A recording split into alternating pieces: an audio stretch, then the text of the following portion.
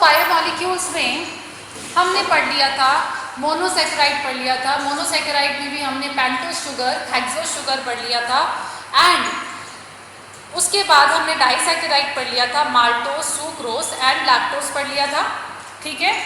And उसके बाद हम बात कर रहे थे ओलिगोसेकेराइड भी हमने देख लिया था, एक एग्जाम्पल रैफिनोस देख लिया था, और अब हमने पढ़ लिया था पॉलीसेकेराइड। पॉलीसेकेराइड में हमने पढ़ा था कि पॉलीसेकेराइड का क्या मतलब होता है, there are many units of saccharide, है ना। मोनोमर्स की बहुत सारी यूनिट होंगी, ग्लूकोज हो सकता है, फ्रक्टोज हो सकता है, बहुत सारी यूनिट मिलकर के 1000, मोर देन 10,000 जो यूनिट्स होती है वो यूनाइट होती हैं, यूनाइट होकर के क्या बना रही हैं, पॉलीपेप्टाइड चेन बना रही हैं।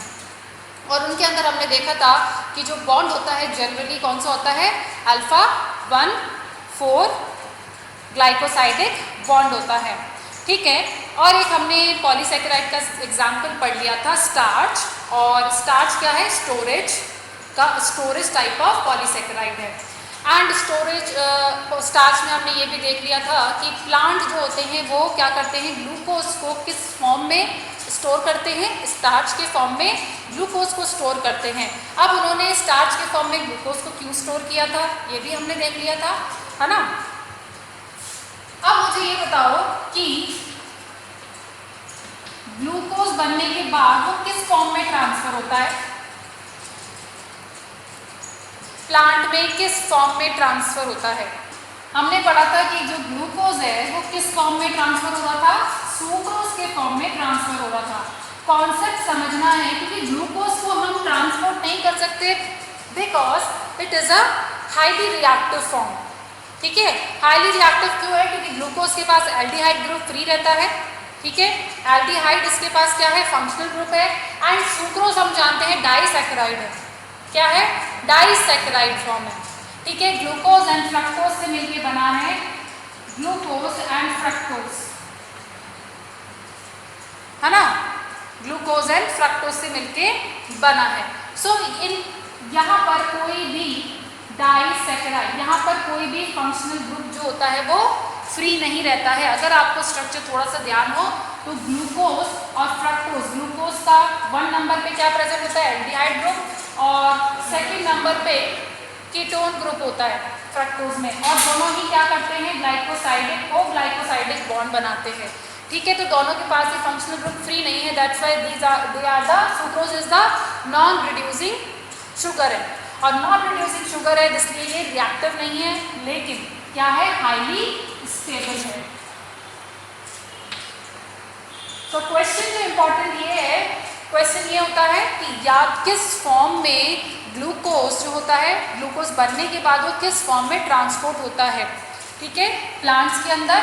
And reducing and non reducing जो है ग्लूकोज, मतलब कार्बोहाइड्रेट जो है वो नॉन रिड्यूसिंग और रिड्यूसिंग कौन सा है, तो क्वेश्चन यहाँ से भी बनता है। तो अगर आपको ये थोड़ा सा भी ध्यान है कि नॉन रिड्यूसिंग और रिड्यूसिंग क्या होता है और कैसे हम पता करेंगे कि रिड्यूसिंग और नॉन रिड्यूसिंग कौन सा है, तो बहुत आसान हो जाएगा इन्हें समझना, और याद करने की रखने की कहीं ज़रूरत नहीं है, ठीक है। उसके अलावा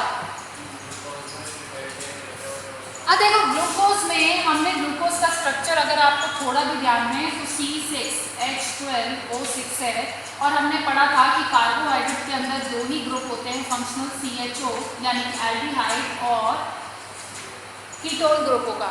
तो जो कीटोस एल्डो शुगर बोलेंगे और इसे हम कहेंगे कीटो शुगर कहेंगे। एल्डिहाइड ग्रुप वाले कौन से हैं, ग्लूकोज है और ये फ्रक्टोज है। आ रही है बात समझ में, ठीक है। ग्लूकोज के पास एक ही फंक्शनल ग्रुप है, दैट इज एल्डिहाइड ग्रुप, ठीक है।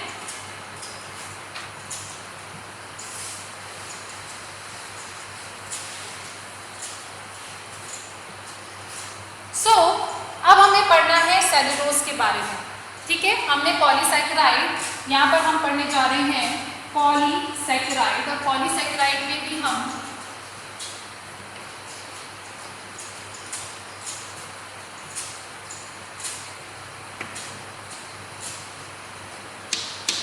पॉलीसैकेराइड हमने एक पढ़ लिया था, स्टार्च के बारे में पढ़ लिया था, और अब हम पढ़ने जा रहे हैं सेलुलोज के बारे में।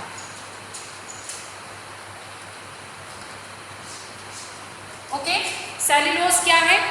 ये सेलुलोज जो है कैसा सेलुलोज कौन सा पॉलीसैकेराइड है? ये है होमोपॉलीसैकेराइड। क्या है? होमोपॉलीसैकेराइड। होमोपॉलीसैकेराइड का क्या मतलब है कि इसके अंदर एक ही टाइप का मोनोसैकेराइड यूनिट रिपीट हो रही है ना। सेलुलोज किससे बना है? एक ही मोनोमर से बना है और उसका नाम है क्या? ग्लूकोज। क्या नाम है उसका? ग्लूकोज है। आ रही है बात समझ में? ठीक है। अब यहां पर ये सेलुलोज हमें कहां मिलता है? एनिमल सेल में, प्लांट सेल में भी कहां?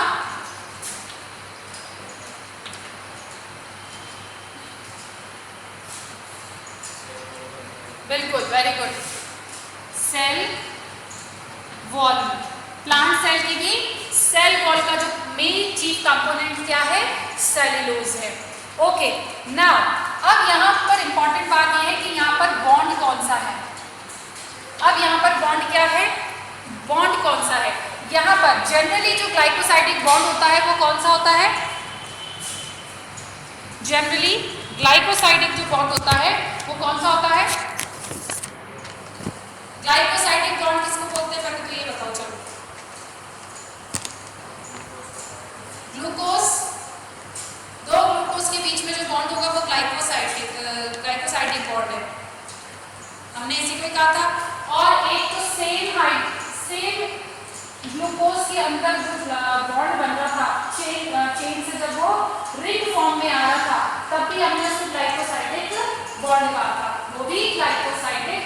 अब इसमें डिफरेंस है, एक तो एक ही मॉलिक्यूल के अंदर बॉन्ड बनना और एक दो ग्लूकोज के बीच में बॉन्ड बनना, दो कार्बोहाइड्रेट के बीच, मोनोमर के बीच में बॉन्ड बनना, दोनों ही ग्लाइकोसाइडिक है। लेकिन इसको हम नाम देते हैं हेमीएसिटल।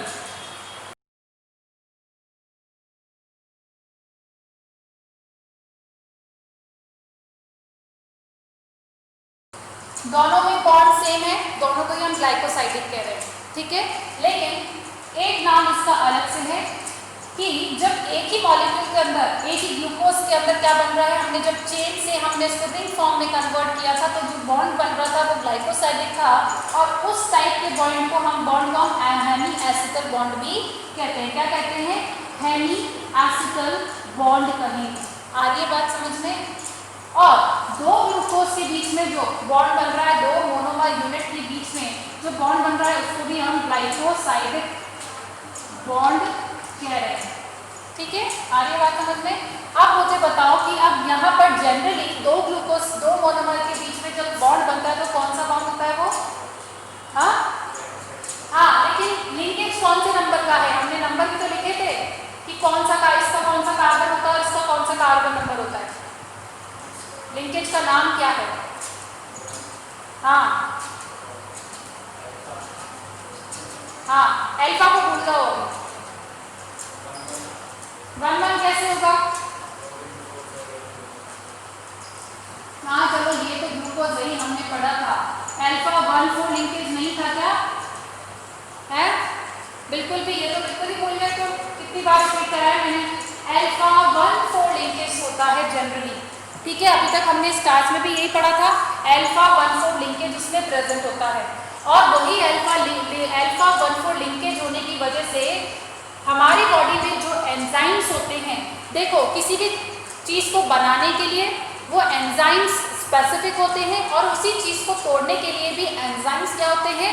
वेरी स्पेसिफिक होते हैं, स्पेसिफिक टू द सब्सटेंस। जो सब्सटेंस है उसके सबस्ट्रेट है, सबस्ट्रेट के लिए एंजाइम्स क्या होते हैं? स्पेसिफिक होते हैं। अगर मुझे इन दो इसको बॉन्ड को, ग्लाइकोसाइडिक बॉन्ड को तोड़ना है तो मुझे इसी के ही टाइप का क्या चाहिए होगा? एंजाइम। मुझे यहाँ पर कोई दूसरा एंजाइम नहीं चलेगा, ट्रिप्सिन एंजाइम नहीं चलेगा, एमाइलेज एंजाइम ही चाहिए मुझे इन दोनों के बीच में ग्लाइकोसाइडिक बॉन्ड तोड़ने के लिए। जैसे स्टार्च जो हम खाते हैं, चावल खाते हैं, उसके लिए हमें कौन सा एंजाइम चाहिए होता है? एमाइलेज एंजाइम चाहिए होता है। वो एमाइलेज एंजाइम किस पे काम करता है? इस अल्फा 1,4 लिंकेज में ही काम करता है, जिससे कि 2 यूनिट है, इससे ये यूनिट एक ग्लूकोज का मोनोमर निकल जाता है, ठीक है। और वो होना चाहिए अल्फा 1,4 टाइप का होना चाहिए। अब देखो सेलुलोज में क्या होता है, बहुत ही कॉन्सेप्चुअल यहाँ पर चीज है, ध्यान से समझना। यहाँ पर जो बॉन्ड है वो है बीटा 1,4 ग्लाइकोसाइडिक बॉन्ड। कई बार क्वेश्चन डायरेक्टली पूछा जा सकता है कि सेलुलोज में ग्लाइकोसाइडिक लिंकेज कौन सा होता है। उसमें 4 ऑप्शन दिए हो सकते हैं, अल्फा, अल्फा, बीटा, बीटा, 1,4, 1,2, 1,4, 1,2।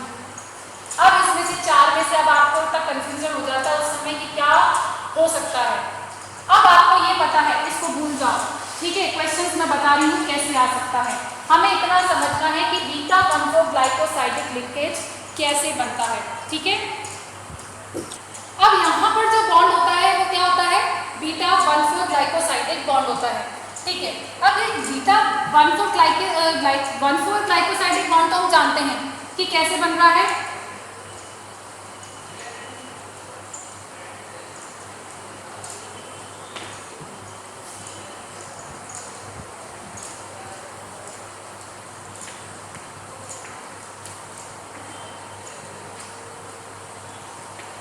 इन दोनों के बीच में बन रहा है 1 नंबर पे ये और 4 नंबर पे ये।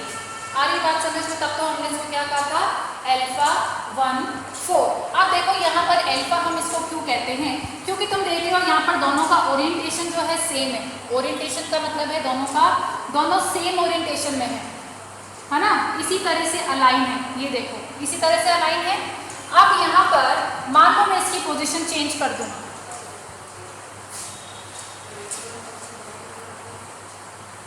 अब मैं इसकी पोजीशन क्या करूंगी, चेंज कर दूंगी।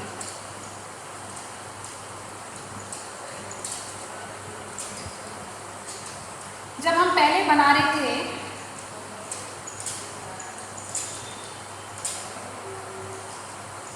पहले वाली कंडीशन में ये OH दोनों इस तरह से थे, यहाँ से H2 निकल गया था और O ग्लाइकोसाइडिक बॉन्ड बन चुका था।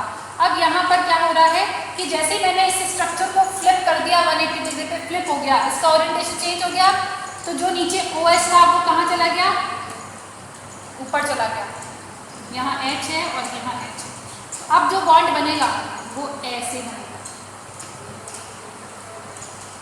आ रही है बात समझ में? बॉन्ड कैसे बनेगा, ऐसे बनेगा।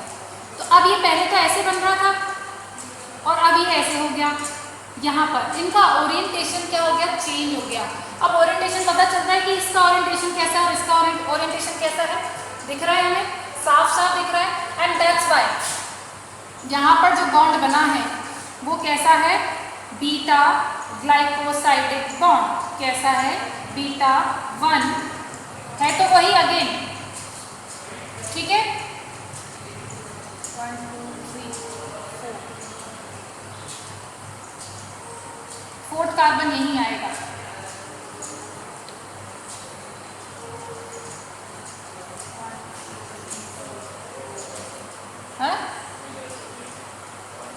हाँ ऐसे पलट जाएगा तो 1 2 3 4 ये ऐसे आएगा। आ रही बात समझ में? तो बीटा 1,4 ग्लाइकोसाइडिक बॉन्ड हम इसे कहते हैं। आ रही बात समझ में? तो यहाँ पर ओरिएंटेशन चेंज हो गया, that's why we are saying the beta, इसको हमने कह दिया बीटा ओरिएंटेशन, ठीक है। एंड यहाँ पर इसीलिए क्या होता है कि सेलुलोज को हम जानते हैं डाइजेस्ट नहीं कर पाती, एनिमल सेलुलोज को डाइजेस्ट नहीं कर पाते। अगर हम अपनी बात करें, कुछ एनिमल्स को छोड़ के, रूमिनेंट एनिमल्स को छोड़ के कोई भी एनिमल जो है सेलुलोज को डाइजेस्ट नहीं कर सकता, क्योंकि हमारे पास इसे डाइजेस्ट करने के लिए एंजाइम नहीं है। क्यों ऐसा, क्यों? क्योंकि हमारे पास जो डाइजेस्टिव एंजाइम्स है they all are alpha 1,4 glycosidic वाले एंजाइम्स हैं, जो कि उसकी इसी के लिए स्पेसिफिक है, not for this type of bond. Okay, now यहाँ पर क्या हो रहा है कि कुछ एनिमल जो आपने देखा होगा, गाय, भैंस, बकरी, आपने देखा होगा कि वो तो फूल पत्तियां ही खाती है, फिर वो कैसे चबा पाती है, वो ऐसा इसलिए क्योंकि उनके पास उनकी एलिमेंट्री कैनाल में कुछ सिम्बायोटिक बैक्टीरियाज प्रेजेंट होते हैं। सिम्बायोटिक बैक्टीरियाज का मतलब ये है कि उनके पास ऐसे बैक्टीरियाज हैं जो हमेशा उनके साथ रहते हैं, नुकसान नहीं पहुंचाते, उल्टा फायदा ही पहुंचाते हैं। दोनों एक दूसरे को क्या करते हैं, कुछ बेनिफिट्स देते हैं। वो उसे रहने के लिए जगह दे रहा है, फूड प्रोवाइड कर रहा है, और बदले में बैक्टीरिया उसका जो फूड है उसको डाइजेस्ट कर रहा है, सेल्यूलोज को ग्लूकोज में कन्वर्ट कर रहा है। दैट्स व्हाई वो क्या जुगाली करती रहती है ना, मुंह चलाती रहती है, वो यही कारण होता है क्योंकि वो सेल्यूलोज को पचा रहे होते हैं। ठीक है, सेल्यूलोज को पचाने का काम कर रहा है, कुछ बैक्टीरिया वहां पर प्रेजेंट होती है, और उनके पास जो एंजाइम, बैक्टीरिया के पास कुछ एंजाइम्स होते हैं, और वो बैक्टीरिया के पास एंजाइम कौन सा होता है, सेल्यूलेज एंजाइम होता है, और ये सेल्यूलेज एंजाइम जो है क्या करता है, ब्रेक डाउन करता है सेल्यूलोज का इनटू मोनोमर ऑफ ग्लूकोज। आ रही है बात समझ में? और इसीलिए हमारे पास यही कारण है कि हम इसे नहीं पचा पाते, क्योंकि हमारे पास अल्फा 1,4 के लिए ही क्या है, एंजाइम्स होते हैं। ठीक है, अब ये जो होता है सेल्यूलोज, ये लीनियर फॉर्म में रहता है, इसकी कोई ब्रांच नहीं होती है, लीनियर फॉर्म का स्ट्रक्चर है, लीनियर फॉर्म ऑफ स्ट्रक्चर।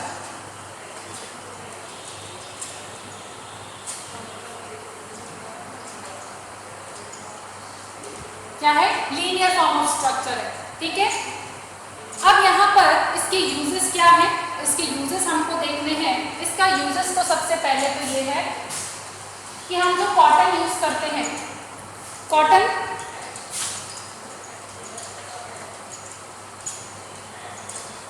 में 90% सबसे ज्यादा जो सेल्यूलोज प्रेजेंट होता है वो किसमें होता है,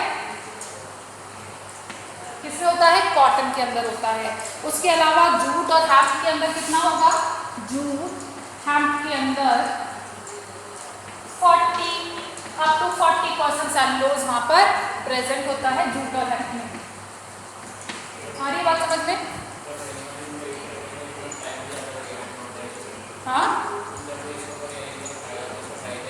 हाँ, बैक्टीरिया का प्रोसेस स्लो होता है क्योंकि बैक्टीरिया उसे पचाने का काम करते हैं। अब यहाँ पर हम इसके यूजेस पढ़ रहे हैं। यूजेस में हमने कहा कि कॉटन जो होता है, कॉटन हमारे काम आती है, और वो बेसिकली किसकी बनी हुई होती है, सेल्यूलोज की बनी हुई होती है। एब्जॉर्बेंट का काम करता है, ये एब्जॉर्ब करने का काम करता है ना, बहुत सारे। एंड उसके अलावा इससे हम एक सिंथेटिक फाइबर भी बनाते हैं। सिंथेटिक फाइबर कैसे बनाते हैं कि हम सेल्यूलोज को क्या करते हैं, बेस के साथ, सेल्यूलोज को हम बेस, ये कोई एल्कलाइन सॉल्यूशन के साथ, बेस यानी कि एल्कलाइन सॉल्यूशन के साथ हम उसको क्या करते हैं, मिक्स करते हैं, तो वो क्या बनाता है, सिंथेटिक रेयॉन फाइबर। ये क्वेश्चन इंपॉर्टेंट है यहाँ पे, रेयॉन फाइबर का सिंथेसिस होता है, आर्टिफिशियल फाइबर जिसको हम कहते हैं रेयॉन, है ना। उसके अलावा दूसरा जो है, एक सेल्यूलोज को अगर हम एसीटेट के साथ मिक्स करेंगे, अगर सेल्यूलोज को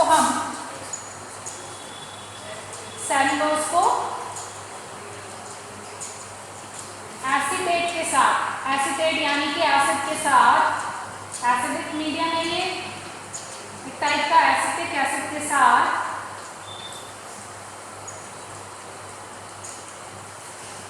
मिक्स करेंगे तो क्या बनेगा, ये बनेगा shutter proof glass. Shutter proof glass क्या होता है, शटर प्रूफ ग्लास वो होता है जो, एक तो नॉर्मल ग्लास जो होता है वो क्या होता है, उसको आप तोड़ोगे तो वो बिखर जाता है। कांच का ग्लास है, टूटा गिरा, टूट के क्या हो जाता है, बिखर जाता है। आपने कभी एक्सीडेंट हुई हुई गाड़ी देखी होगी। आजकल जो ग्लासेस लगते हैं, पहले जो ग्लासेस हुआ करते थे वो कौन से हुआ करते थे, नॉर्मल ग्लास हुआ करते थे। उनको एक बार वो कोई स्टोन गिरा या कहीं एक्सीडेंट हुआ तो क्या हो जाता था, पूरा ब्रेक होकर वो कांच ही टूट के निकल जाता था। अब यहाँ पर क्या होता है कि सेल्यूलोज को अगर हम एसिटाइट के साथ, एसिटिक एसिड के साथ, एसीटेट के साथ हम मिक्स करके जो ग्लास बनाते हैं उसको हम शैटर प्रूफ ग्लास कहते हैं। बेसिकली उसकी खासियत क्या होती है कि वो शैटर्ड नहीं होता है, वो बिखरता नहीं है। ठीक है, जैसे आपके जो ग्लासेस होते हैं हाँ स्क्रैच आ सकता है लेकिन वो बिखरता नहीं है, उसमें सिर्फ आपको स्क्रैचेस ऐसे दिखा जाएगा लेकिन वो टूट करके हाथ में नहीं आ जाएगा। सो वो किसकी वजह से है, वो किससे बनता है, सेल्यूलोज से ही बनता है। सेल्यूलोज प्लस नाइट्रेट, अगर हम देखें सेल्यूलोज प्लस नाइट्रेट जो है क्या बनाने के लिए काम आता है, एक्सप्लोसिव। जनरली नाइट्रेट जो होता है वो एक्सप्लोसिव ही बनाने के काम आता है। अमोनियम नाइट्रेट जो है वेरी मोस्ट एक्सप्लोसिव है। आए दिन आप न्यूज़पेपर में देखते होंगे कि आज यहाँ से एक्सप्लोसिव जो है जम्मू कश्मीर में यहाँ से निकला, वहाँ से निकला। तो सेल्यूलोज को नाइट्रेट के साथ ऐड करके जो बनता है वो जनरली एक्सप्लोसिव टाइप का मटेरियल बनता है। उसके अलावा कार्बोक्सी मिथाइल सेल्यूलोज जो है वो क्या होता है, कार्बोक्सी मिथाइल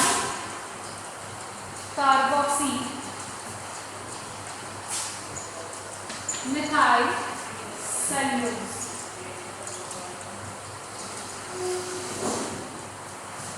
वो क्या करता है, ये ऑइंटमेंट बनाने के काम आता है, ऑइंटमेंट बनाने के काम आता है। एंड लुब्रिकेशन में भी, जहां पर लुब्रिकेशन देना होता है, लुब्रिकेशन प्रोवाइड करता है। कहीं पर अगर आपको लुब्रिकेशन देना हो तो वहां पर ये मटेरियल काम आता है। कार्बोक्सी मिथाइल प्लस सेल्यूलोज को मिक्स करके हम क्या बनाते हैं, ऑइंटमेंट में इसका यूज होता है। एज वेल एज जहाँ पर लुब्रिकेशन प्रोवाइड करना हो वहाँ पे इसका यूज होता है। ठीक है, तो ये था हमारा क्या, सेल्यूलोज के बारे में। ठीक है, इसमें इंपॉर्टेंट बात क्या है कि इसके अंदर कौन सा वाला लिंकेज है, β14। और β14 का ओरिएंटेशन क्या होता है, डिफरेंट होता है। दैट्स व्हाई क्या कह रहे हैं हम इसे, β14 ग्लाइकोसाइडिक लिंकेज कह रहे हैं। ये इंपॉर्टेंट है। एज वेल एज ये भी इंपॉर्टेंट है कि सेल्यूलोज जो है उसे एनिमल सेल जो है वो डाइजेस्ट नहीं कर सकता है, एनिमल सेल डाइजेस्ट नहीं कर सकता है सेल्यूलोज को। लेकिन कुछ ऐसे एनिमल्स हैं जिनको हम रूमिनेंट एनिमल्स कहते हैं। जब हम डाइजेस्टिव सिस्टम पढ़ेंगे तब वहाँ पर हम और क्लियर देखेंगे कि उनके अंदर ऐसे बैक्टीरियाज प्रेजेंट होते हैं जो कि क्या करते हैं, सेल्यूलोज को क्या करते हैं, डाइजेस्ट करते हैं। जैसे अगर आपने देखा हो आपके लकड़ियों में आपने देखा होगा लकड़ी का बुरादा निकलने में पुरानी हो जाती है लकड़ी, क्या लगता है उसमें, हाँ वो उनके पास भी क्या होता है, सेल्यूलेज एंजाइम प्रेजेंट होता है। ठीक है, ये थी स्टार्च के बारे में स्टोरी, सॉरी सेल्यूलोज के बारे में। ओके, अब हमें पढ़ना है क्या, ग्लाइकोजन। नहीं, इसमें क्वेश्चन नहीं आएगा, क्वेश्चन अभी इसमें ऐसे तो नहीं आएगा। लेकिन हाँ ये पूछ सकता है कि जैसे मान लीजिए कि आपको डायग्राम बना के दे दे और उसमें पूछे कि कौन सा बॉन्ड है, ठीक है ना, ये यहाँ पर लिख दे ग्लूकोज और यहाँ लिख दे फ्रक्टोज। अब बताओ ये क्या बन रहा है, तो आपको बताना होगा सुक्रोज लिखा हुआ होगा, माल्टोज, ग्लाइकोजन, सेल्यूलोज लिखा हुआ होगा। उसमें से आपको राइट क्वेश्चन को आपको क्या करना है, अटेम्प्ट करना है। ठीक है, बाकी इतना ऐसा बहुत सिंपल कॉन्सेप्चुअल क्वेश्चंस आते हैं। ठीक है, कि जैसे ये बॉन्ड पूछ लिया, ठीक है, ऐसे।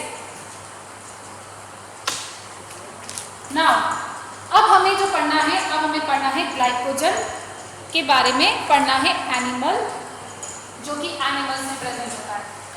नाउ अब हम पढ़ने जा रहे हैं ग्लाइकोजन के बारे में।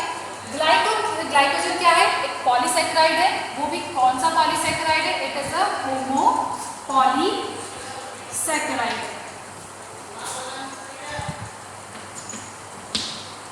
सारी बात समझ में, होमो पॉलीसेकेराइड है, एज वेल एज स्टोरेज का काम करता है। तो स्टोरेज पॉलीसेकेराइड है, क्या है, स्टोरेज पॉलीसेकेराइड है। सारी बात समझ में। अब ये कहाँ स्टोर्ड रहता है, हमने पढ़ा था, इसका स्टोरेज कहाँ रहता है, स्टोर्ड रहता है कहाँ, लिवर में एज वेल एज मसल्स में। कहाँ रहता है, मसल्स के अंदर। क्यों रहता है मसल्स में, क्योंकि ग्लूकोज जब हम एक्सरसाइज करते हैं या फिर हम एक्सेसिव एक्सरसाइज करते हैं, हमारा फिजिकल एक्टिविटी ज़्यादा होती है, तो मसल्स को भी या नॉर्मल एक्टिविटी के टाइम पर भी हमें क्या चाहिए होता है, मसल्स को एक्टिविटी करने के लिए। मसल्स हम मूव कर पा रहे हैं, हम कोई भी एक्शन कर पा रहे हैं, मैं बोल पा रही हूँ, मैं अपना लिख पा रही हूँ, तो ये किसकी वजह से है, ड्यू टू द मसल्स को भी यहाँ पर एटीपी चाहिए। अगर इसे एटीपी मिलना बंद हो जाए तो वहाँ पर क्रैम्प्स आने लग जाते हैं, या फिर एटीपी अगर नहीं मिले तो वो क्या स्टिफनेस आ जाएगी, अब वो हाथ काम करना बंद कर देगा। सो मसल्स को भी कंटिन्यू में एटीपी चाहिए होता है। क्या चाहिए होता है? कंटिन्यू में एटीपी। दैट्स व्हाई ये अपने पास स्टोरेज रखते हैं ग्लाइकोजन का, ताकि अगर कहीं पे भी डेफिशिएंसी होने लग जाए तो ये ग्लाइकोजन का यूज कर सके। वो क्रैम्प्स पड़ने लग जाते हैं, ऑक्सीजन की कमी हो जाती है। हम जब ज़्यादा एक्टिविटी करते हैं तो ऑक्सीजन की कमी होने की वजह से वहाँ पर लैक्टिक एसिड जमा होने लग जाता है। लैक्टिक एसिड जमा हो जाएगा तो वहाँ पर स्टिफनेस आ जाएगी, हार्ड हो जाएगा, ठीक है। और फिर वहाँ पर जब हम मसाज करेंगे धीरे धीरे, तो मसाज करने पर वहाँ से लैक्टिक एसिड क्या हो जाएगा? डिफ्यूज होने लग जाएगा, ठीक है। एंड ये तो है स्टोरेज वाला। अब यहाँ पर अगर हम बॉन्ड की बात करें तो मुझे कोई बता सकता है कि यहाँ पर बॉन्ड कौन सा होगा? क्योंकि ये एनिमल सेल है तो बताओ कौन सा बॉन्ड होगा। अब देखो ग्लाइकोजन है वो किससे बन रहा है? होमोपॉलीसैकेराइड है, तो ये बन रहा है ग्लूकोज से।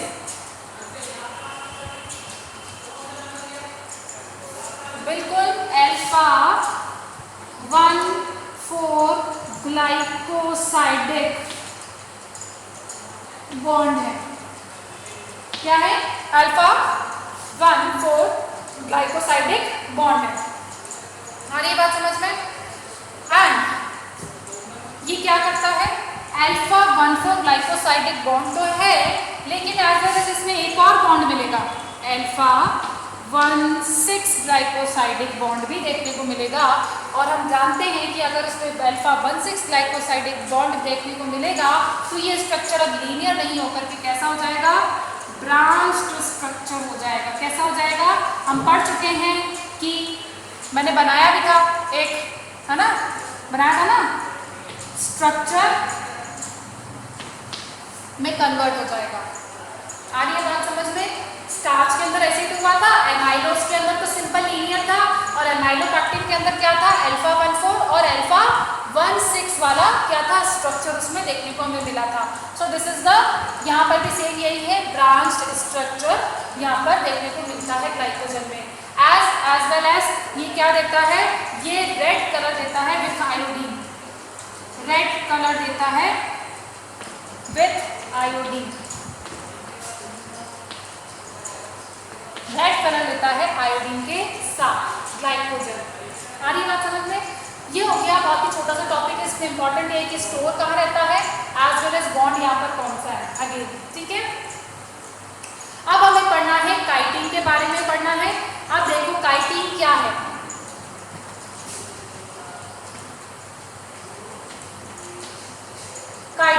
काइटिन एक होमोपॉलीसैकेराइड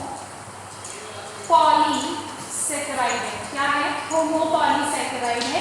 अब ये किसका बना हुआ है? ये बना हुआ है एन एसिटाइल ग्लूकोज अमीन, यानी कि ये डेरिवेटिव है ग्लूकोज का, शुगर का डेरिवेटिव है। और डेरिवेटिव कौन सा है? एसिटाइल ग्रुप भी है, एज वेल एज उसमें अमीनो ग्रुप भी है। That's why we are saying it N acetyl glucose amine. अब ये होमोपॉलीमर है किसका? N acetyl glucose amine. Chitin जो है वो बेसिकली कैसा, किस टाइप का पॉलीसैकेराइड है? ये है स्ट्रक्चरल पॉलीसैकेराइड है। क्या है? Structural polysaccharide. कैसा है? स्ट्रक्चरल पॉलीसैकेराइड है। एज वेल एज यहाँ पर ये किसमें देखने को मिलता है? ये आपको देखने को मिलेगा सेल वॉल ऑफ फंजाई। किसमें देखने को मिलेगा? फंजाई। एंड एक्सोस्केलेटन ऑफ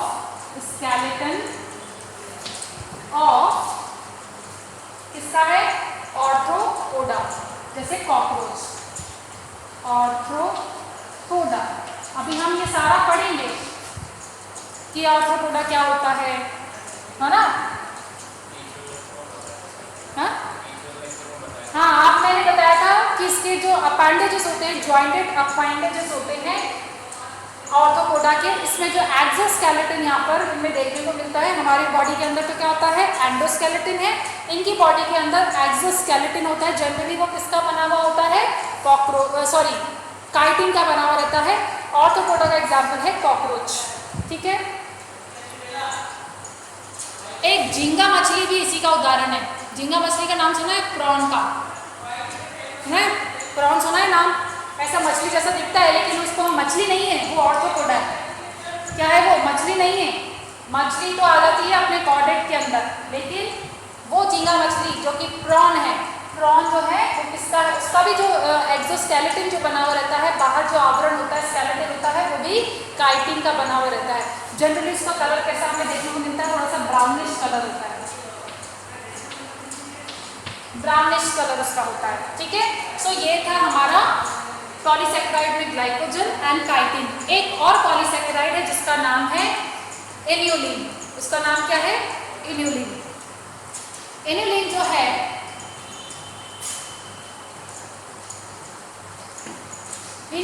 है वो क्या है, ये भी होमोपॉलीसेकेराइड है, होमोपॉलीसेकेराइड ऑफ फ्रक्टोज। किसका है, होमोपॉलीसेकेराइड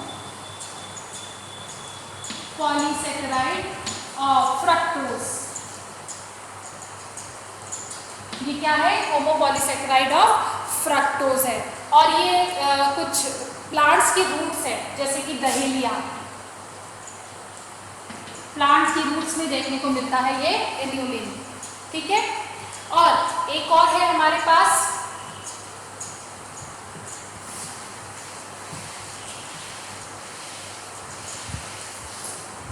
एक और है अगार। हम पढ़ेंगे अगार मीडियम, नाम सुना होगा अगार मीडियम। बायोटेक्नोलॉजी जब आप पढ़ेंगे तो बायोटेक्नोलॉजी में हम पढ़ते हैं कि कुछ प्लांट्स आपने देखे होंगे, नर्सरी वाले प्लांट्स देखें, नर्सरी में प्लांट्स जो बनते हैं वो प्लांट्स लेकर के कहाँ से आते हैं, वो जो प्लांट्स होते हैं, या फिर कुछ ऐसे लोग होते हैं जो कि क्या करते हैं, खेती, आजकल खेती कैसे करते हैं, आजकल एडवांस टाइप की खेती होने लग गई है। वो पौधे जो होते हैं, छोटे छोटे प्लांटलेट जो होते हैं, छोटे छोटे जो प्लांटलेट होते हैं, वो लैब में बनकर के तैयार होते हैं। किस में तैयार होते हैं, लैब में बनकर के तैयार होते हैं। फिर उनको नर्सरी पहुंचाया जाता है या फिर सीधा उसको खेतों में पहुंचाया जाता है, उसे वहाँ पर फिर उगाया जाता है।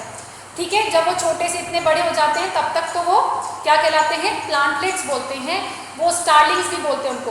एंड वो लैब में बन के तैयार होते हैं, और लैब के बाद हम उनको कहाँ ट्रांसफ़र करते हैं, खेत में करते हैं, या फिर आप अपने घर में लगाना चाहो तो घर में भी लगा सकते हैं।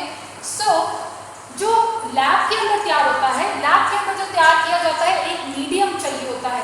उस मीडियम में अगार जो होता है बहुत इंपॉर्टेंट होता है, अगार काफ़ी इंपॉर्टेंट होता है। इसे हम कहते हैं कल्चरल मीडियम, हम उसे कल्चर करते हैं। कल्चरल मीडियम मतलब हम जो सेल, हम जो प्लांट बना रहे हैं उसको हम कहते हैं कल्चर। कल्चर करना, मैं आज ये कल्चर कर रही हूँ, ये सेल का कल्चर कर रही हूँ, ये प्लांट सेल का, तो उसे हम कहते हैं कल्चर। और जिस मीडियम में हम उसे रखते हैं उसे हम कहते हैं कल्चर मीडियम कहते हैं।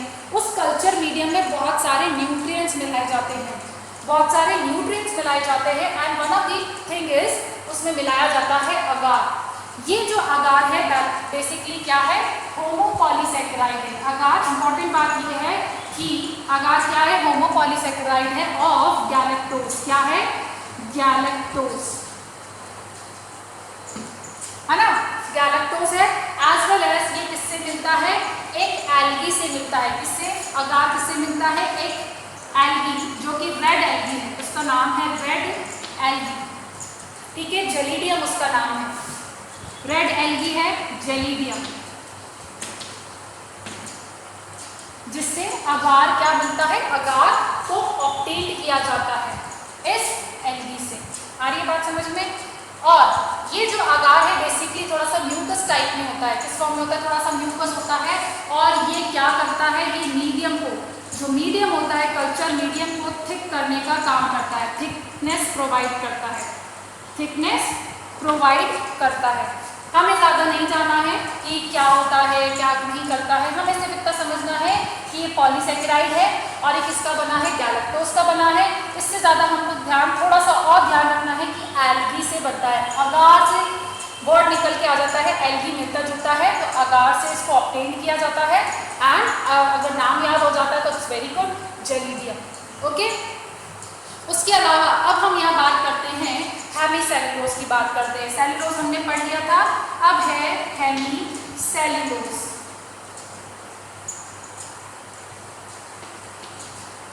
हेमीसेल्यूलोज क्या है? ये एक स्ट्रक्चरल पॉलीसेकेराइड है। क्या है? स्ट्रक्चरल पॉलीसेकेराइड है, जैसे कि सेल्यूलोज था, है ना। ये एक तो हेट्रो है, हेट्रो पॉलीसेकेराइड क्यों है? क्योंकि इसके अंदर डिफरेंट टाइप की मोनोसेकेराइड यूनिट प्रेजेंट होती हैं। Hetero polysaccharide as well as structural type का है, क्योंकि ये क्या करता है? स्ट्रक्चरल पॉलीसेकेराइड क्यों है? क्योंकि ये सेल वॉल का कंपोनेंट बनाता है, हेमीसेल्यूलोज। आ रही बात समझ में?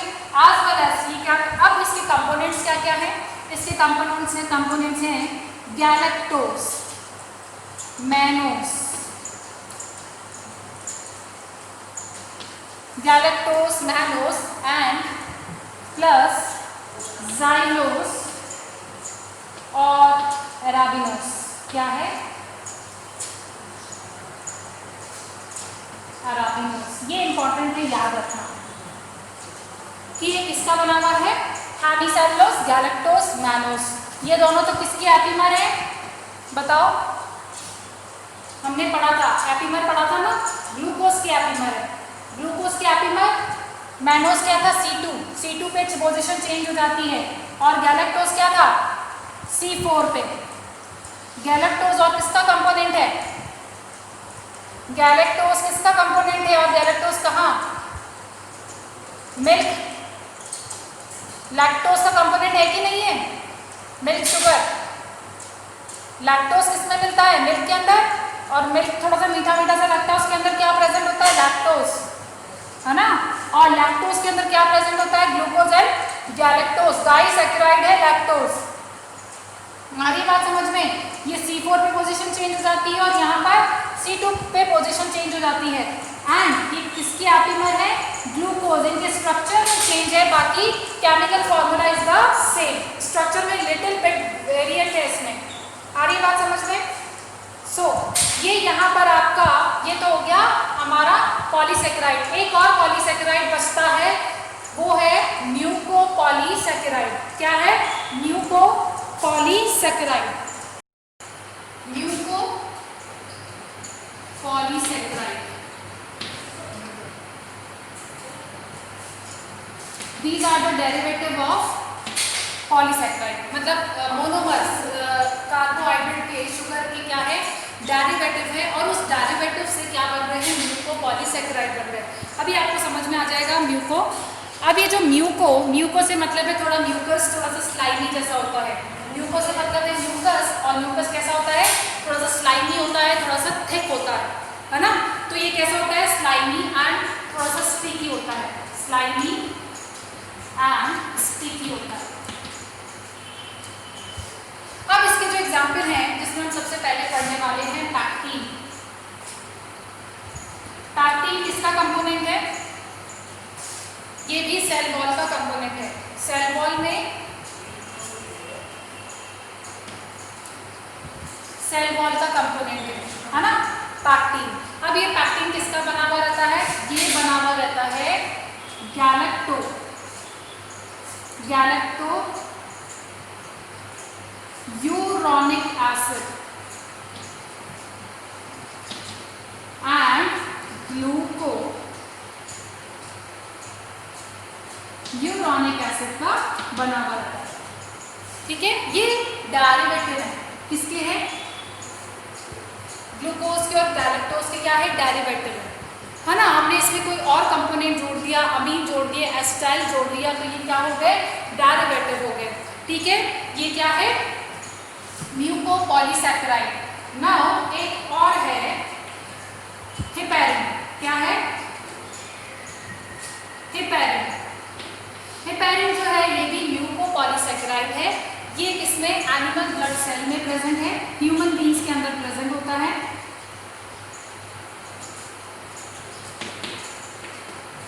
एज वेल एज ये क्या करता है, ये एंटी कोएगुलेंट का काम करता है, एंटी कोएगुलेंट,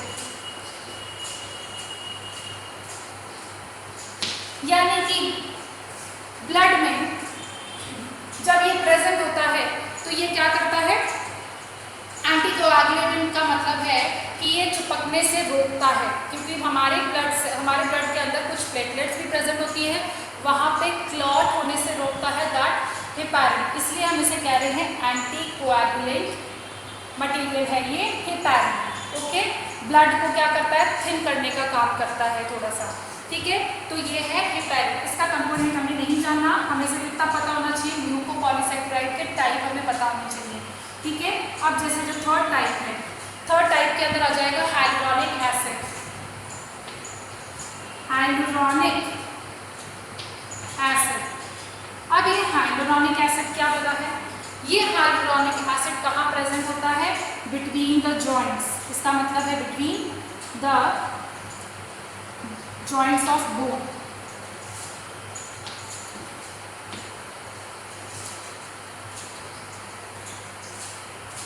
अब देखो, आपने जो देखा होगा कि जो बूढ़े लोग हो जाते हैं, आजकल तो बूढ़े छोड़ो, जो 35-40 की उम्र के जो नौजवान हैं, उनके अंदर भी घुटनों में दर्द होने की समस्या उत्पन्न हो गई है। क्या हो गई है, घुटनों की समस्या हो गई है।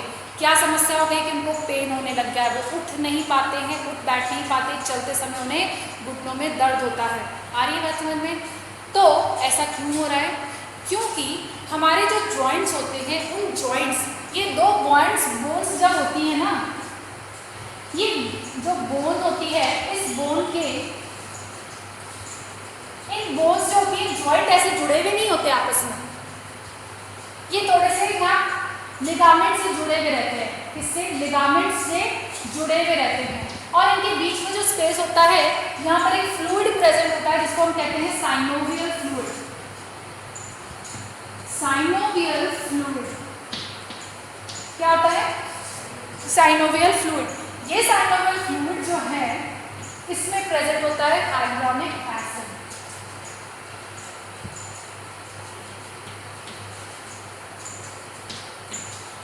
क्या होता है, हाइलुरोनिक एसिड प्रेजेंट होता है। ये बेसिकली क्या प्रोवाइड करता है, लुब्रिकेशन,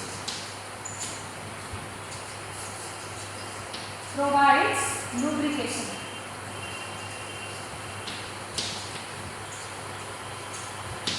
यहाँ पर अगर ये प्रेजेंट होगा तो ये लुब्रिकेशन प्रोवाइड कर रहा है। दैट मीन्स जब आप उठ रहे हो, बैठ रहे हो, तो क्या हो रहा है कि ये आपस में बोन्स अड़ नहीं रही। अब जैसे ही इसकी एज के साथ साथ ये साइनोवियल फ्लूइड जो है, इसका अमाउंट कम होता जाता है, as well as hyaluronic acid भी यहाँ पर कम होने लग जाता है। तो जैसे ही एज बढ़ने लगती है, तो बूढ़े लोगों में क्या होता है कि इनके जो बॉन्ड्स, ये जो यहाँ पर जैसे ही फ्लूइड कम हो गया, लुब्रिकेशन कम हो जाने की वजह से ये जो बोन्स है आपस में टकराती है, और ये जब टकराती है तो बहुत बुरी तरह से दर्द होता है। थोड़ा सा घर्षण, जिसको हम फ्रिक्शन, कोई चीज़ फ्रिक्शन करेगी तो क्या होगा, पेन होगा हमें, है ना। हम नीचे ज़मीन से रगड़ कर नहीं चल सकते, उसी तरह से ये दो बोन्स में आपस में फ्रिक्शन हो जाएगा, तो फ्रिक्शन होगा तो जिसकी वजह से पेन होगा। हमारे लिए इम्पॉर्टेंट, हमें ये, मैं ये इसलिए बता रही हूँ कि हमें पीछे की बैकग्राउंड स्टोरी पता होगी, क्योंकि बहुत ही जनरलाइज चीज़ें हैं, ये अगर हमें पता होगा तो हम नहीं भूलेंगे। अगर मैं आपको सीधा सीधा बता दूँगी कि ये हाइलुरोनिक एसिड होता है, यहाँ प्रेजेंट होता है, अब मैं अगर ये नहीं बताऊँगी कि ये काम क्या करता है, तो तुम्हें याद भी नहीं रहेगा। अब तुम घर पे जाके किसी को बोल तो सकते हो कि तुम्हारे अंदर इस चीज़ की कमी है ना, इसलिए तुम्हारे घुटनों में दर्द, दादा दादी को बोल सकते हो कि पापा, आपके दादाजी, ये आपके बोन्स क्या है, इनके बीच में जो फ्लूइड है, इसके अंदर लुब्रिकेशन कम हो गया है, इसीलिए जब आप उठते बैठते हो तो ये यहाँ पर क्या हो जाता है, फ्रिक्शन होने की वजह से हमें पेन फील होता है, हम उठ बैठ नहीं पाते हैं। सो ये है इसके पीछे की स्टोरी। सो ये है क्या है, म्यूकोपॉलीसैकेराइड है, लुब्रिकेशन प्रोवाइड करता है ना। म्यूकोपॉलीसैकेराइड क्या करता है, लुब्रिकेशन प्रोवाइड कर रहा है, सॉरी हाइलुरोनिक एसिड ना। उसके अलावा एक है, आपने नाम सुना होगा, इसबगोल, सुना है नाम, इसबगोल। दादाजी से पूछना क्या होता है, दादाजी है ना घर पे, कोई बड़े बुजुर्ग कोई तो होगा, दादा दादी, उनसे पूछना कि आपने कभी इसबगोल खाया है, इसबगोल क्या होता है? ये आयुर्वेद में इसका इस्तेमाल किया जाता है। ये इसबगोल जो होता है प्लांट से ऑब्टेन होता है। किससे ऑब्टेन होता है? प्लांट से ऑब्टेन होता है, फाइब्रस होता है।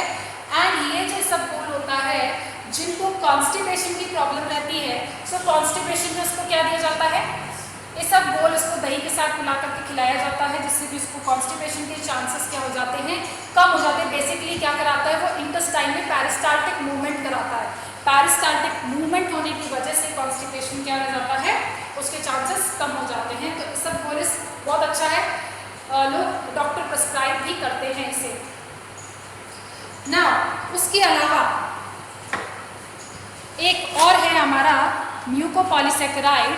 एक तो है keratin chondroitin, keratin sulphate and chondroitin sulphate. हमें सिर्फ नाम याद रखना है, केरेटिन सल्फेट, कॉन्ड्रिट्रीन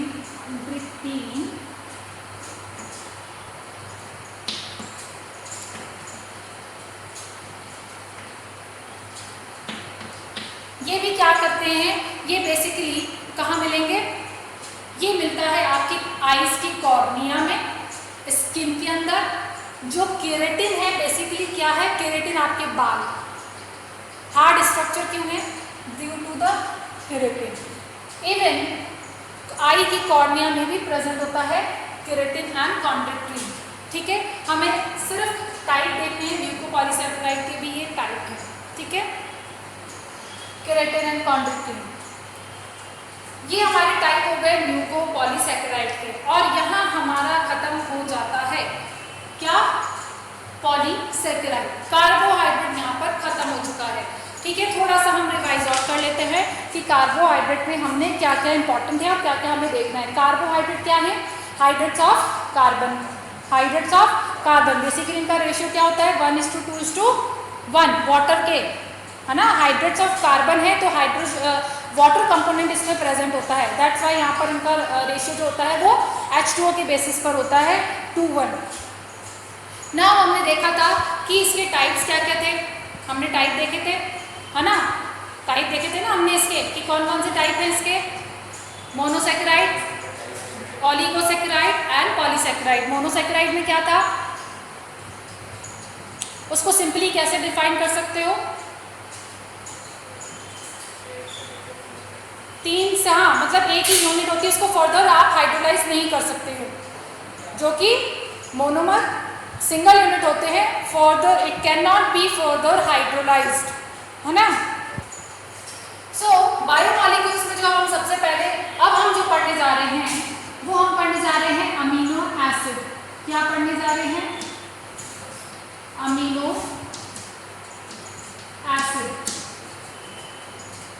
क्या पढ़ने वाले हैं? Amino acid. अब ये अमीनो एसिड क्या है?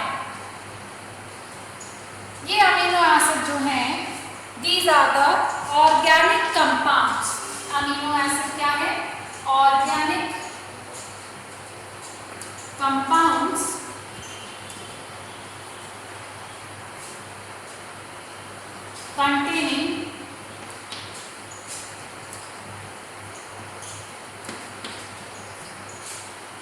containing an amino group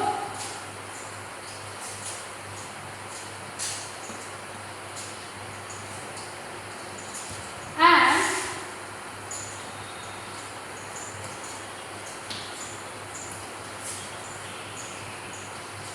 carboxylic group. So हम पढ़ रहे हैं अमीनो एसिड। अमीनो एसिड क्या है? These are the organic compound. Amino acids क्या है? ऑर्गेनिक कंपाउंड्स हैं जिसमें क्या प्रेजेंट है? Amino group as well as carboxylic group. अब देखो, अगर तुम्हें मैंने अभी बता दी तुमको डेफिनेशन। अगर मैं तुम्हें कहूँ कि नाम को देख करके ही बताओ कि इसका क्या मतलब हो सकता है, हमें नाम से, कई बार चीजें हमको सिर्फ नाम से देखने से ही पता चल जाती हैं। ठीक है, इसमें लिखा है अमीनो एसिड। अब मैं अमीनो का क्या मतलब निकाल सकती हूँ? अमीनो हम किसको कहते हैं? क्या हम इसे अमीनो नहीं कह सकते? एसिड हम किसको कह रहे हैं? अब यहाँ पर हो सकता है अमीनो के साथ कोई एक एसिड होगा, क्या होगा? Amino acid. अब यहाँ पर हमें पहले से ही पता है कि यहाँ पर कौन सा एसिड है? कार्बोक्सिलिक एसिड है।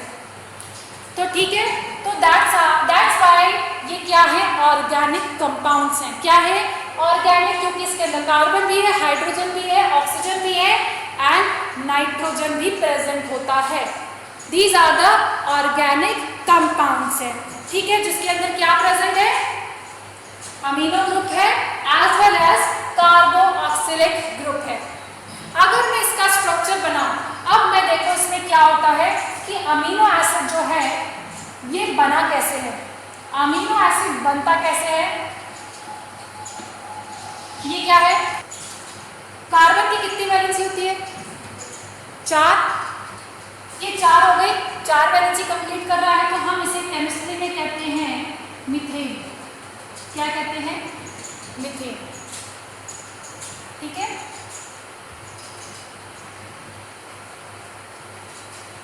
ये ऐसा स्ट्रक्चर है।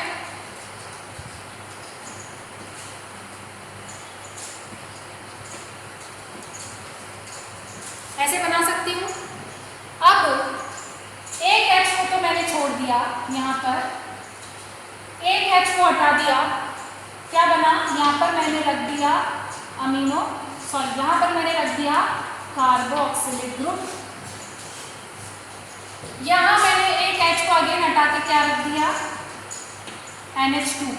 ऐसे लिखा जाता है क्योंकि N इसके साथ बॉन्ड बनाता है, NH2।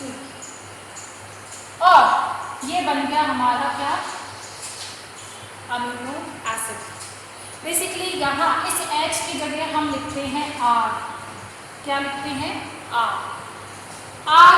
एक इसे हम एल्किल ग्रुप भी कह सकते हैं। यहाँ पर एक ग्रुप ऑफ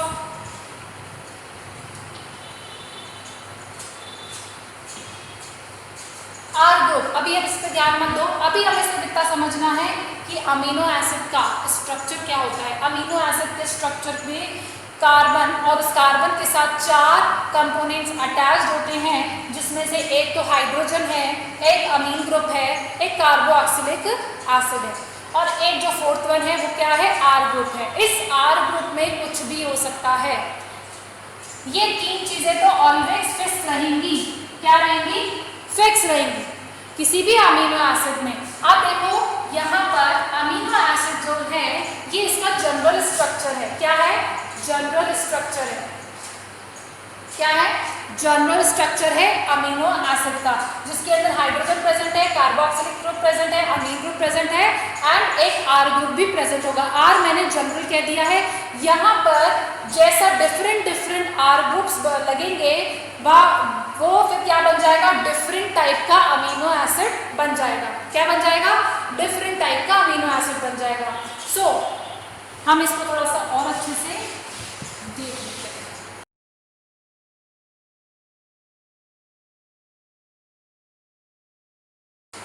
अब जिसमें से ये 3 चीजें तो ऑलवेज फिक्स रहती हैं, इनको कोई नहीं हिला सकता, ठीक है। ये हमेशा एज इट इज ही रहेगा।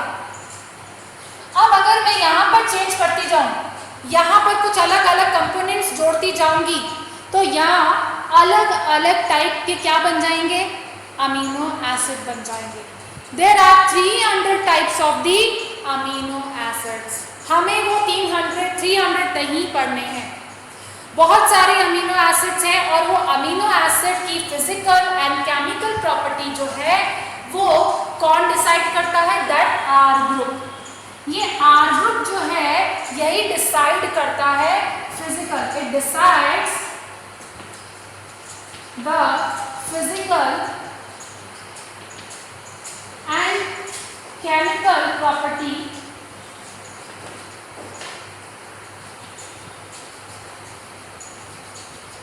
of any amino acid। किसी भी अमीनो एसिड की क्या कर रहा है? केमिकल और फिजिकल प्रॉपर्टी को डिफाइंड कर रहा है कौन? R group. क्योंकि ये 3 तो क्या है? सेम है, और ये क्या है? डिफरेंट होगा। ठीक है। तो जितने डिफरेंट यहाँ पर कंपाउंड्स लगे हुए रहेंगे, मॉलिक्यूल्स लगे रहेंगे, वो क्या होगा, उससे उसकी प्रॉपर्टी क्या हो जाएगी, चेंज हो जाएगी। हो सकता है कि यहाँ पर केवल, अगर मैं यहाँ पर केवल क्या कर दूं,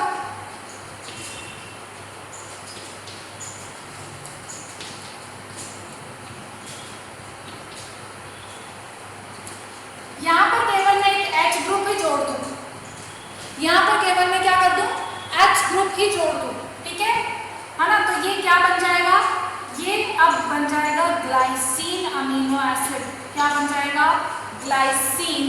it is the very simplest type of amino acid. क्या है, it is the simplest type of amino acid है, ठीक है, सबसे सिंपलेस्ट है। और क्यों, क्योंकि यहाँ पर जो R ग्रुप में लगा है वो केवल H ग्रुप ही लगा है। क्या लगा है, ओनली H ग्रुप लगा है, ठीक है। तो यहाँ पर अब अगर मैं यहाँ पर H ग्रुप की जगह कोई और भी जोड़ सकती हूँ, ठीक है, जो डिफरेंट यहाँ पर मैं R ग्रुप यहाँ पर लगा सकती हूँ, ठीक है। यहाँ पे एक मैं जोड़ सकती हूँ, मिथाइल ग्रुप भी जुड़ जाएगा, 2 मिथाइल ग्रुप यहाँ पर चेंज हो जाएगा। ये अगर मैं ये जोड़ दूंगी, ये वाला चेन जोड़ दूंगी, तो ये क्या बन जाएगा, वेलिन बन जाएगा, ठीक है। तो अभी हमें स्ट्रक्चर पे तो नहीं जाना है, हमें सिर्फ नाम याद करना है। क्या करना है, हमें नाम याद करना है, और हमें सिर्फ जनरल स्ट्रक्चर याद होना चाहिए। ग्लाइसिन मैंने आपको बता दिया है, और भी दूसरे अमीनो एसिड्स हैं वो भी हम देखेंगे, ठीक है।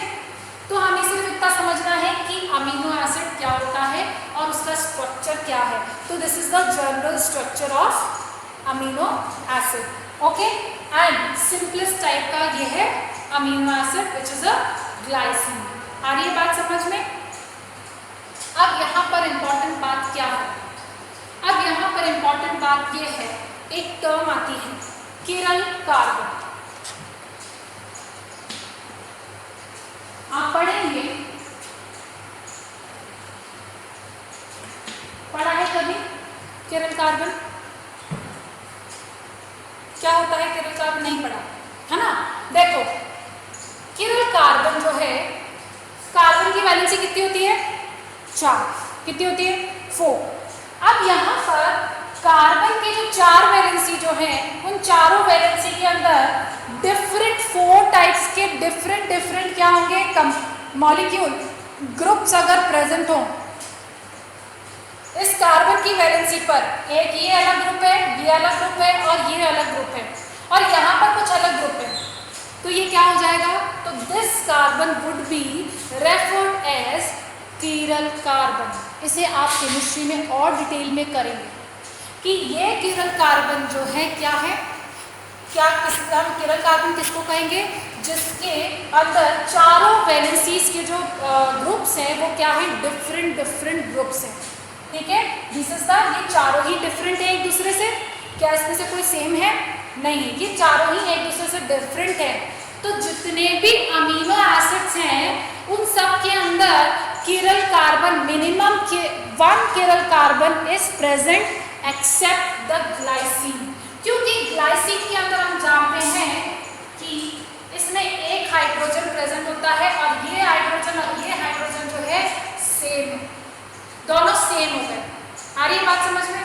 तो इसे हम किरल कार्बन नहीं कहेंगे, इस किरल कार्बन हम तब उसे कहेंगे, इसको स्टार से डिनोट किया जाता है, इसे हम तब कहेंगे जब इसके चारों valencies would be the different groups, है ना, तब हम इसे किरल कार्बन कहेंगे। जबकि glycine it is not a chiral, glycine doesn't have a chiral carbon. जितने भी अमीनो एसिड्स हैं they all have chiral carbon except the glycine, glycine को छोड़ के बाकी सारे amino acids have chiral carbon. आ रही है बात समझ में। नाउ किरल कार्बन की क्या खासियत होती है, किरल कार्बन वो होता है जो कि ऑप्टिकली क्या होता है, एक्टिविटी को शो करता है, it shows the optical activity. आप ये केमिस्ट्री में पढ़ेंगे कि ये ऑप्टिकल एक्टिविटी क्या होता है, जो कि लाइट को क्या करता है, पोलराइज करता है, इसे आप पढ़ेंगे केमिस्ट्री के अंदर, ऑप्टिकल एक्टिविटी। सो किरल कार्बन वो कार्बन होता है जो कि ऑप्टिकली एक्टिव होता है, ठीक है। हम अभी इस पे नहीं जाएंगे, व्हाट इज ऑप्टिकल एक्टिविटी आप केमिस्ट्री में पढ़ेंगे। सो हमें सिर्फ इतना समझना है कि what is the amino acid और उसकी क्या प्रॉपर्टी है। तो इतना समझ में आ गया कि अमीनो एसिड क्या है, it is a organic compound which have amino group carboxylic acid. आ रही बात समझ में? सो ये पूरा स्ट्रक्चर जनरल स्ट्रक्चर है किसका, अमीनो एसिड्स का, ठीक है। और अमीनो एसिड की प्रॉपर्टी कौन डिसाइड करता है, दिस आर ग्रुप, क्योंकि ये तीनों को तो कोई नहीं हिला सकता है, ये तीनों फिक्स रहते हैं, ठीक है। तो चेंज क्या होता है, चेंज केवल यहाँ इस आर चेन के अंदर चेंज होता है, ठीक है। सो यहाँ पर हम कह रहे हैं एसिडिक अमीनो एसिड क्या होगा। अब मुझे बताओ इस स्ट्रक्चर को देखिए कि इसके अंदर एसिडिक कंपाउंड कौन सा है।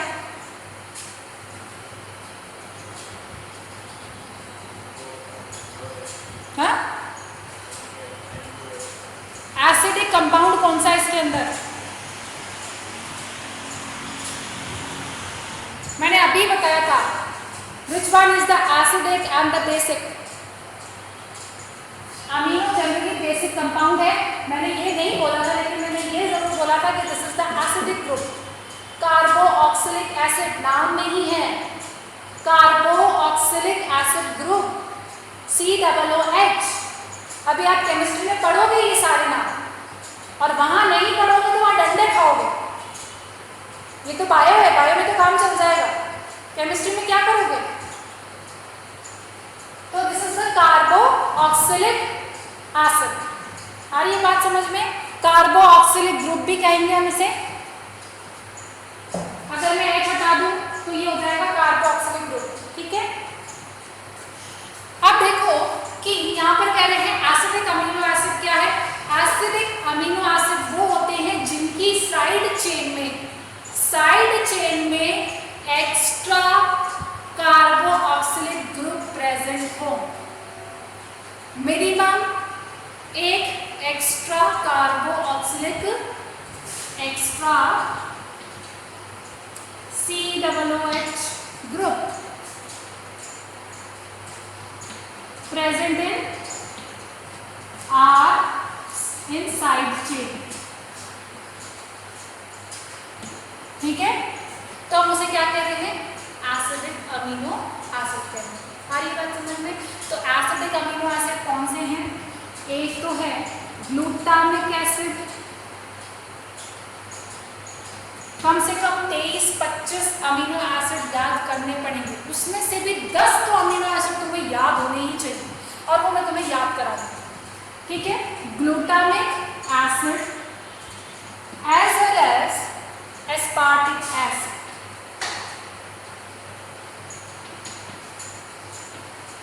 ये क्या है, एसिडिक, इसमें नाम ही से लिखा हुआ है, एसिडिक अमीनो एसिड है। Glutamic acid, aspartic acid. आ रही बात समझ में, ठीक है। अब देखो यहाँ पर दूसरा है basic amino acid. Same definition, amine group refer करता है basic, it is a basic in nature. तो this amino group if extra amino acid, extra मतलब इसके अलावा, extra amino group is present, if extra amino acid is present in the side chain, then it would be referred as basic amino acid। आगे बात समझ में, extra NH2 group present in side chain, तब हम उसे क्या कहेंगे, basic amino acid. इसके एग्जाम्पल क्या है, हिस्टीडीन एंड आर्जिनिन।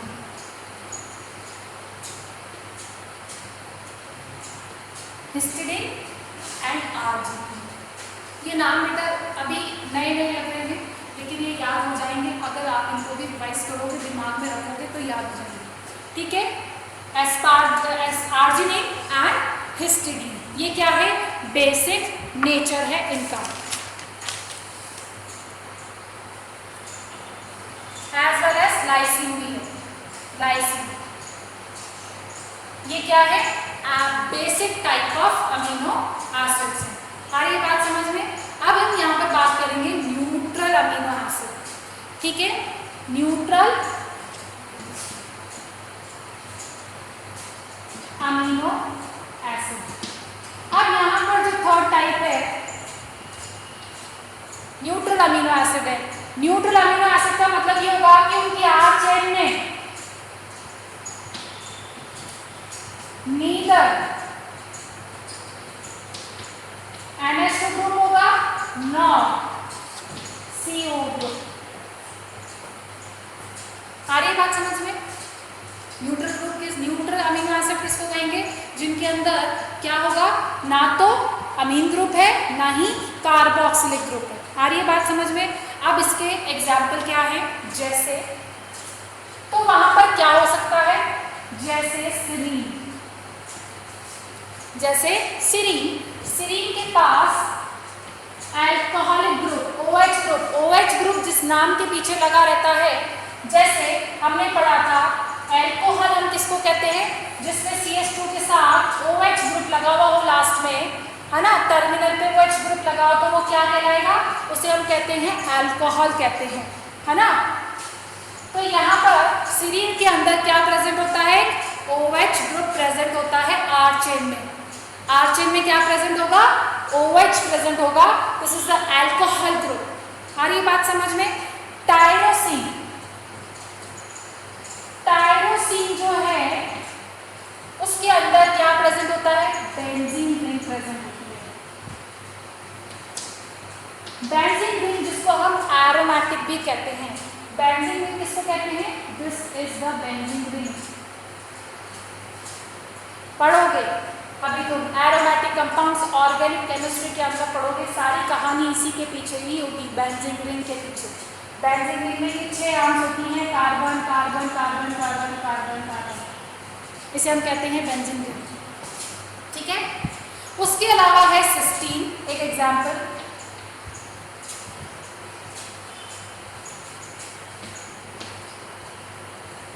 इस सिस्टीन में क्या प्रेजेंट होगा? सल्फर। क्या प्रेजेंट होगा? सल्फर। आ रही बात समझ में? So these are the example of neutral amino acid. ठीक है, न्यूट्रल अमीनो एसिड। अब हम बात करते हैं, अब हम बात करते हैं किसकी?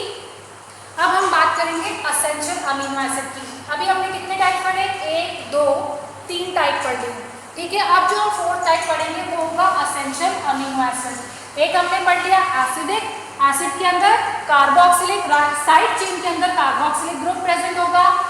और बेसिक कौन सा होगा? जिसके अंदर अमीन ग्रुप प्रेजेंट होगा, है ना, साइड चेन में। और न्यूट्रल कौन से होंगे? जिनके अंदर कोई भी ग्रुप प्रेजेंट नहीं होगा, उसके अलावा कोई दूसरा हो सकता है, अल्कोहल हो सकता है, सल्फर हो सकता है, बेंजीन रिंग जो कि जिसको हम एरोमेटिक कहते हैं। एरोमेटिक वो होते हैं जो कि अरोमा देते हैं। अरोमा मतलब खुशबू। एरोमेटिक कंपाउंड्स वो होते हैं जो कि अरोमा देते हैं, है ना। अरोमा का मतलब ही फ्रेग्रेंस होता है। Now essential amino acids, 4 type is essential. अब ये असेंशियल क्या होता है? अब देखो अमीनो एसिड जो है, हम अमीनो एसिड पढ़ क्यों रहे हैं? क्योंकि अमीनो एसिड क्या है? दीज आर द कंपाउंड्स, ये क्या बनाते हैं? अमीनो एसिड क्या बनाते हैं? प्रोटीन। क्या बनाते हैं? Protein. And protein is the building blocks of our body.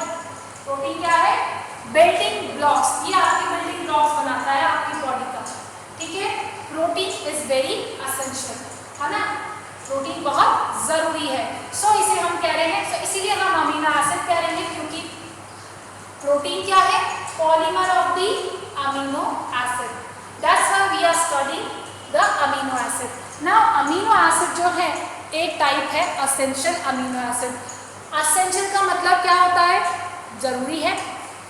जो ऐसे अमीनो एसिड जो कि क्या है? हमारे लिए जरूरी है, बॉडी के लिए बहुत ज्यादा जरूरी है, उन्हें हम कहते हैं essential amino acid। वैसे तो बहुत सारे अमीनो एसिड है जो कि ज़रूरी है हमारी बॉडी के लिए, लेकिन असेंशियल में हम उसे रखेंगे जिन्हें हमारी बॉडी नहीं बना सकती। Those amino acids that are not, which are not be made in our body, जो हमारी बॉडी में नहीं बन सकते, है ना। Essential amino acid, they cannot be synthesized in our body, they cannot be synthesized in our body, in, आ रही है बात समझ में? ये वो अमीनो एसिड्स है, एसेंशियल अमीनो एसिड, जो कि हमारी बॉडी नहीं बना सकती, और जो हमारी बॉडी नहीं बना सकती इसका मतलब है हमें बाहर से लेना पड़ेगा, है ना। प्रोटीन बनाने के लिए जो एसेंशियल 23 अमीनो एसिड्स ऐसे होते हैं, 25 अमीनो एसिड्स ऐसे होते हैं जो कि हमें ज़रूरी होते हैं और वही प्रोटीन बनाते हैं। उनमें से कुछ ऐसे प्रोटीन्स होते हैं जो कि एसेंशियल अमीनो एसिड होते हैं, जो कि हमारा बॉडी नहीं बना सकता, इसलिए हम उसे बाहर से लेते हैं, ठीक है। उसे हम किससे लेते हैं? बाहर से लेते हैं। सो वो अमीनो एसिड क्या है? एसेंशियल अमीनो एसिड है। ऐसे कौन से अमीनो एसिड्स हैं? 10 amino acid are referred to essential amino acid. अब ये 10 एसेंशियल अमीनो एसिड्स कौन से हैं? ये 10 एसेंशियल एसिड जो हैं हमें नाम याद करने पड़ेंगे, ठीक है। नाम तुम याद कैसे करोगे? जैसे एक व्यक्ति है टिम, कौन है? टिम, टॉम नहीं, टिम, है ना। टॉम एंड जेरी वाला टॉम नहीं, टिम। टिम एक व्यक्ति है, वो क्या कर रहा है? टीवी देख रहा है। क्या देख रहा है? टीवी देख रहा है। कहाँ बैठ के? हॉल में बैठ के। कहाँ देख रहा है? हॉल में बैठ के देख रहा है। क्या कर रहा है? हॉल में देख रहा है, ठीक है। अब देखो ये कितने हो गए? 3, 4, 5, 6, 7, 8, 9, है ना। ये सारे, अब देखो ये तो ट्रिक है, अरे बात समझ में। हर एक लेटर से एक अमीनो एसिड निकलेगा। आप देखो टी से क्या है? टी से है ट्रिप्टोफैन। ट्रिप्टोफैन क्या है? ट्रिप्टोफैन। आई से क्या है? आइसोल्यूसिन। इनको पढ़ना पड़ेगा बेटा। एम से क्या है? मिथियोनिन।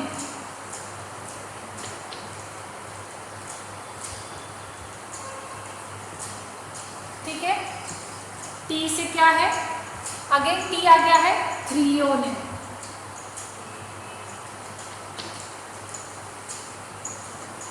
है ना। एच से क्या है? हिस्टीडीन। क्या है? हिस्टीडीन। हिस्टीडीन। अब ए से क्या है? आर्जिनिन। आर्जिनिन और हिस्टीडीन हमने पढ़ा था। These are the basic amino acids. Arginine, ठीक है। उसके बाद एल जो है,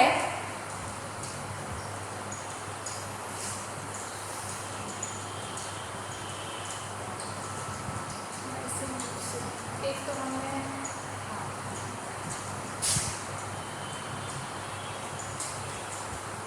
सॉरी वी को तो हम भूल ही गए, मैं सोचूं कहाँ मिस कर दिया।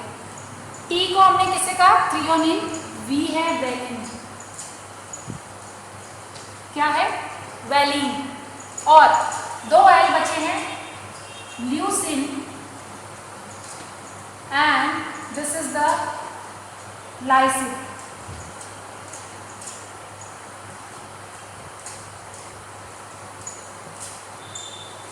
अब ये कितने हो गए? 9।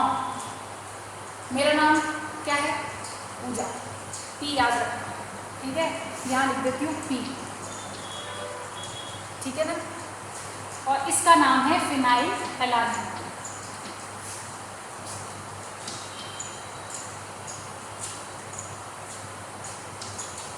क्या है, फिनाइल एलानिन। ठीक है, ये है हमारे 10 एसेंशियल अमीनो एसिड्स। क्या है ये? 10 एसेंशियल अमीनो एसिड्स। कुछ भी नहीं है, ये तो ट्रिक बनाई है, कैसे देख लो। पहले मैंने ट्रिक याद करने के लिए बनाई है बस, कि टिम टीवी देख रहा था कहाँ बैठ के, हॉल में, और एक पी एक्स्ट्रा याद करना है तुम्हें, वो है फिनाइल एलानिन। ठीक है, लेकिन याद हो जाएगा, परेशान मत हो। अभी तो तुम्हें नया नया अभी तो सामने आया है, धीरे धीरे अपने आप याद हो जाएंगे। ठीक है, ये देखो, अब हमें जब प्रोटीन बनाने होते हैं ना, तो प्रोटीन क्या है, हेट्रोपॉलीमर है ये। हेट्रोपॉलीमर का मतलब है डिफरेंट डिफरेंट अमीनो एसिड्स मिलके क्या बना रहे हैं, क्या बना रहे हैं, प्रोटीन बना रहे हैं। तो ये डिफरेंट डिफरेंट अमीनो एसिड मिलके एक चेन बनाते हैं, और उस चेन को हम कहते हैं पॉलीपेप्टाइड। और बहुत सारी चेन मिलके, पॉलीपेप्टाइड मिलके क्या बनाती है, प्रोटीन बना रही है। ठीक है, प्रोटीन को हम जब टॉपिक आएगा उसको तब पढ़ेंगे। हमें सिर्फ इतना समझना है कि एसेंशियल अमीनो एसिड कितने हैं, 10 है।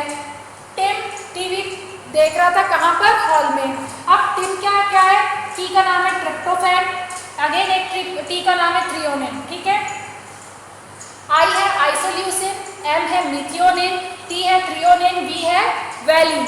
उसके बाद पी क्या है, फिनाइल एलानिन है। एच क्या है, हिस्टिडीन, आर्जिनिन, ल्यूसिन, लाइसिन। अब ये 3 नाम तो ऐसे ही याद हो जाएंगे, ल्यूसिन, लाइसिन, आइसोल्यूसिन, है ना।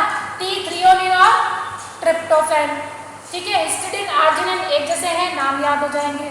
बचा वैलिन और वैनिल और फिनाइल एलानिन, ये याद हो जाएंगे। इनको थोड़ा सा घर पे लिख के थोड़ा सा प्रैक्टिस करोगे तो ये याद हो जाएंगे। आ रही है बात समझ में?